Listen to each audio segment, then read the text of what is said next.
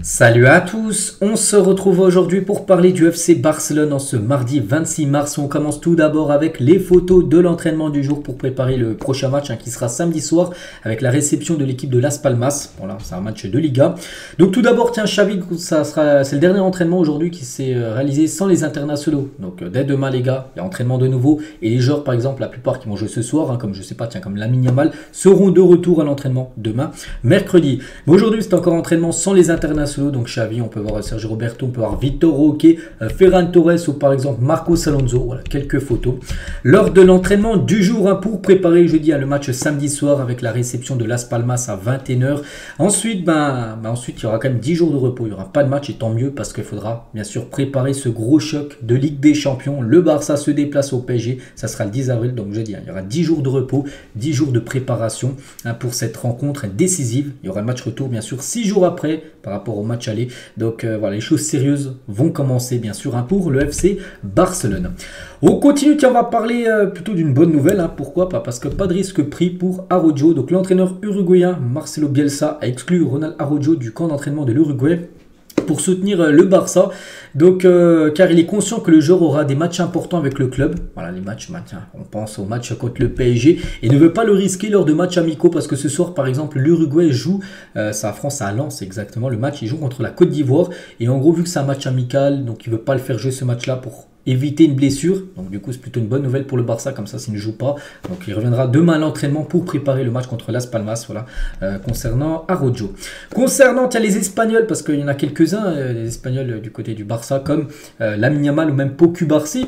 Donc les deux, donc Lamine Yamal et Pau Cubarsí lors de la séance d'entraînement d'aujourd'hui. Donc c'était hier exactement, parce qu'aujourd'hui il n'y a pas entraînement vu que l'Espagne joue ce soir un gros match contre le Brésil de Rafinha par exemple. Donc voilà, et par exemple Pau Cubarsí et Lamine Yamal ont fait partie de l'équipe gagnante de la séance d'entraînement de l'Espagne, c'était hier.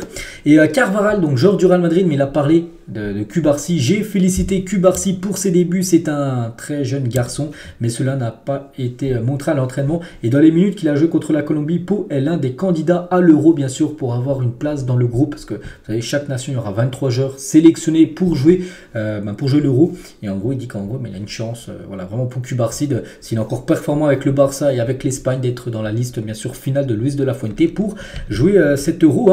Et Lamine Yamal, Gavi ou Cubarsí donne le niveau quand il joue en équipe première. L'entraîneur ne tient pas compte de votre âge ou de vos origines. Le joueur qui est là vient pour sa performance et le montre leur performance. Donc voilà ce qu'il a pu dire Carvajal. Donc parce que pourquoi on parle de ce joueur du Real, mais bon, c'est un joueur espagnol. Puis c'est pour faire l'avant-match bien sûr de ce Espagne-Brésil, parce qu'il était en conférence de presse. Le joueur Carvajal. Tiens, on va parler maintenant du joueur idéal de Lamine Yamal. Regardez ce qu'il a mis. Donc le pied droit de Neymar, le pied gauche de Messi, la vitesse de Dembélé, les passes, la qualité de passe de Busquets, la force d'Oriol Romeu, l'endurance de Frenkie de Jong, la finition de Lewandowski, le QI footballistique, c'est-à-dire l'intelligence peut-être de Gundogan, la coiffure de lui-même. Il aime bien sa coiffure et les compétences de Neymar. Voilà, pour lui, le genre parfait pour bien sûr la pépite, Lamine Yamal. On lui souhaite bonne chance. Il y a des chances qu'il commence même titulaire ce soir, Lamine Yamal, lors de cette rencontre. Le Barça va demander à Manchester City de prolonger le prêt de Cancelo pour une saison supplémentaire. Pour l'instant, le Barça n'a pas l'intention de le signer définitivement.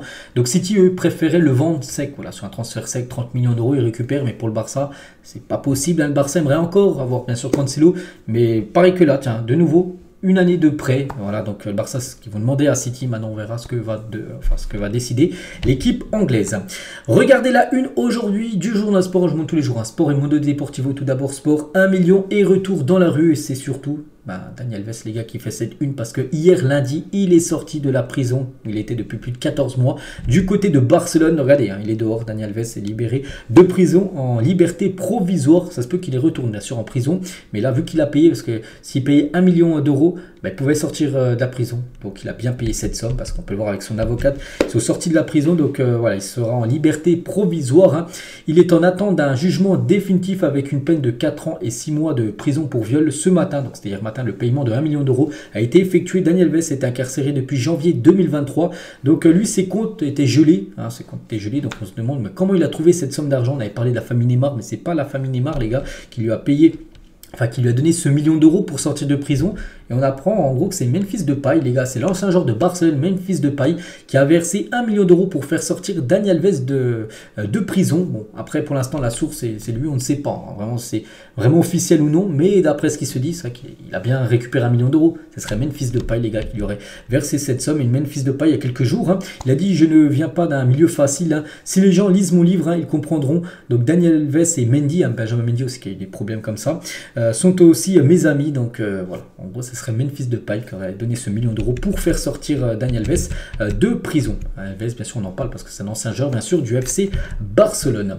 Aston Villa et Everton sont intéressés par la signature de Fermin Lopez, hein. Pour l'instant Fermin ne pense qu'à rester au FC Barcelone pour l'instant. Après on verra, parce que là il y a le mercato qui arrive, puis vous savez que le mercato, il y aura des arrivées, hein, à Barcelone c'est sûr, hein, mais il y aura également des départs, peut-être de joueurs qu'on ne soupçonne pas qui quitteront le club, hein, quitteront peut-être le club, hein. Ansu Fati l'été dernier, on ne pensait pas qu'il allait quitter le club du Barça, il a bien quitté le club, donc pourquoi pas Fermin Lopez, on verra. Après ça reste comme un joueur avec un gros potentiel, donc vraiment s'il venait à quitter le club, on espère bien sûr que ce serait pour une énorme somme, et je pense que le mieux, hein, pour le Barça, c'est de le conserver.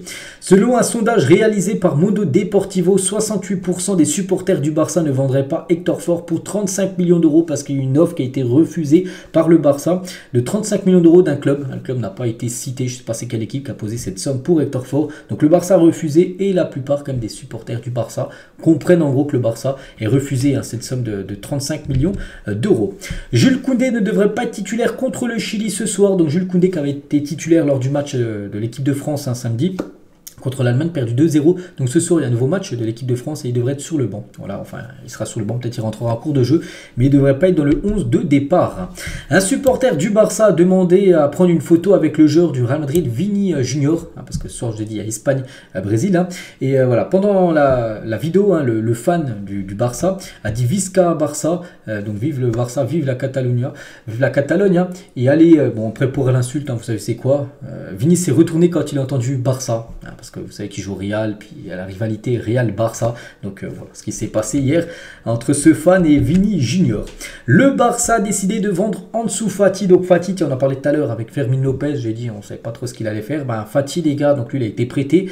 Et en gros, ben, maintenant la priorité ce serait de nouveau soit de le prêter, mais pas non plus le prêter, même de le vendre, hein, pour récupérer de l'argent. Parce que là quand tu le prêtes, ben, juste ok tu payes pas ton salaire, mais tu n'as pas reçu de l'argent. Et en gros maintenant l'objectif c'est de le vendre, hein. Ça peut être à Brighton, son club actuel, mais il y a une autre équipe. Donc voilà, le Barça, les gars, avec Ansu Fati, hein, ça sent la coupure, on peut dire. Hein. Il y a très peu de chances qu'Ansu Fati revienne du côté du club.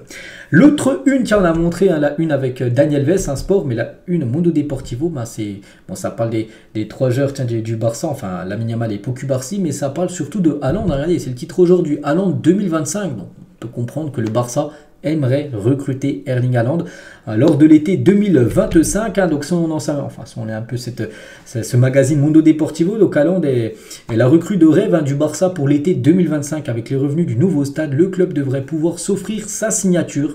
Bon, on sait que le Barça, les finances sont pas bonnes, mais imaginez, je sais pas, déjà tu vends des joueurs qui coûtent cher, qui te rapportent beaucoup d'argent.